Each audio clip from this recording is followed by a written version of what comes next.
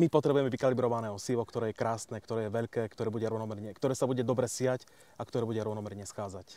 A samozřejmě je tam z vaší strany, že ten farmář si tam může vybrat nějaký sortiment mořidel a vlastně už spolupracujeme taky nějakou dobu, co se týká našich přípravků, takže tam už ta spolupráce je taky zavedená. Áno, štandardne máme stále na výber niekoľko druhov moridiel, či už sú to základné moridla alebo prémiové moridla.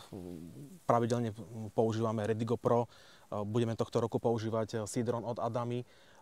Sú tam aj prémiové moridlá, napríklad Kinto Plus. Je to o tom zákazníkovi. Je to o tom zákazníkovi, čo si v regionu vyberie. zvyklej. Stále pred tým, ako prídeme na farmu upravovať osiva, tak s tým farmárom prebehne debata, aké sú problémy na tom poli, sú tam snete, nie sú tam snete, alebo ho viacej trápia koreňové fuzariózy. Na základe toho sa už zvolí to samotné moridlo. Jasne, rozumiem.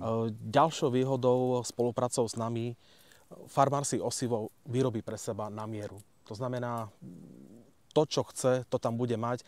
Nie je odkázaný na katalógový predaj. Áno.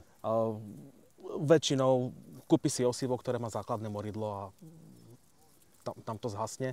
S nami si ten farmár môže do toho osiva priliať nejaké stimulanty alebo hnojiva.